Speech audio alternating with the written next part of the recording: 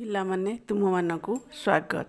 ଆଜି ଆମେ ବିଭାଜ୍ୟତା ସୂତ୍ର ବିଷୟରେ ପଢ଼ିବା।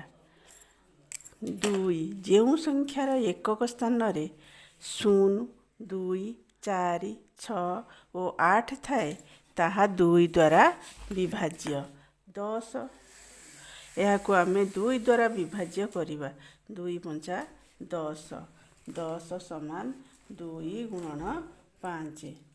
12 ଏକକ ସ୍ଥାନରେ 2 ଅଛି, ଏହାକୁ 2ରେ ହରିଲେ ମଧ୍ୟ ଏହା ବିଭାଜ୍ୟ ହେବ। 6, 2, 3, 12, 2 ଗୁଣନ 2 ଗୁଣନ 3।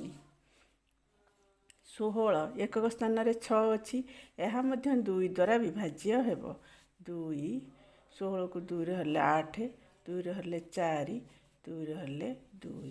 16 ସମାନ 2 ଗୁଣନ 2 ଗୁଣନ 2 ଗୁଣନ 2। 2 ଦୁणे 4 ଦୁणे 8 ଦୁणे 16। 18 ଏକକ ସ୍ଥାନରେ 8 ଅଛି, ଏହା ମଧ୍ୟ 2 ଦ୍ୱାରା ବିଭାଜ୍ୟ। 2 9 18 ସମାନ 2 ଗୁଣନ 9। ଆମେ ଜାଣିଲେ ଯେଉଁ ସଂଖ୍ୟାର ଏକକ ସ୍ଥାନରେ 0, 2, 4, 6 ଓ 8 ଥାଏ ତାହା 2 ଦ୍ୱାରା ବିଭାଜ୍ୟ। ସେହିପରି ଭାବରେ 3 ଯେଉଁ ସଂଖ୍ୟାର ଅଙ୍କମାନଙ୍କର ସମଷ୍ଟି 3 ଦ୍ୱାରା ବିଭାଜ୍ୟ ସେହି ସଂଖ୍ୟା 3 ଦ୍ୱାରା ବିଭାଜ୍ୟ।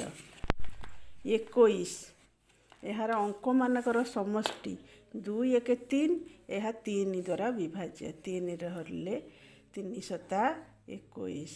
21 ସମାନ 3 ଗୁଣନ 7। 63 ଏହାର ଅଙ୍କମାନଙ୍କର ସମଷ୍ଟି 6, 3, 9 ଏହା ମଧ୍ୟ 3 ଦ୍ୱାରା ବିଭାଜ୍ୟ। 3 3 ଦୁणे 6 3 କେ 3, 3ରେ ହରିଲେ 7। 63 ସମାନ 3 ଗୁଣନ 3 ଗୁଣନ 7।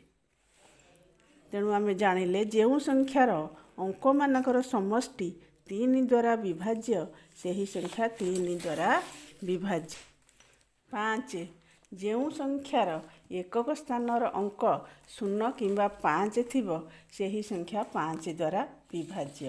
15 ଏକକ ସ୍ଥାନରେ 5 ଅଛି, ଏହା 5 ଦ୍ୱାରା ବିଭାଜ୍ୟ। 5ରେ ହେଲେ 5 3 15। 15 ସମାନ 5 ଗୁଣନ 3। 20 ଏହା ମଧ୍ୟ 5 ଦ୍ୱାରା ବିଭାଜ୍ୟ। 5ରେ ହେଲେ 5 4 20। 20 ସମାନ 5 ଗୁଣନ 4। ଆମେ ଜାଣିଲେ ଯେଉଁ ସଂଖ୍ୟାର ଏକକ ସ୍ଥାନର ଅଙ୍କ 0 କିମ୍ବା 5 ଥିବ ସେ ସଂଖ୍ୟା 5 ଦ୍ୱାରା ବିଭାଜ୍ୟ। ସେହିପରି ଭାବରେ 6 ଯେଉଁ ସଂଖ୍ୟାର ଉଭୟ ସ୍ଥାନରେ ଉଭୟ 2 ଓ 3 ଦ୍ୱାରା ବିଭାଜ୍ୟ ସେହି ସଂଖ୍ୟା 6 ଦ୍ୱାରା ବିଭାଜ୍ୟ। 36 ଏହାର 6 3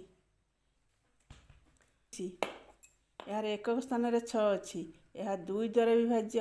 ଅଙ୍କମାନଙ୍କର ସମଷ୍ଟି 3 ଓ 6 9 ଏହା ମଧ୍ୟ 3 ଦ୍ୱାରା ବିଭାଜ୍ୟ।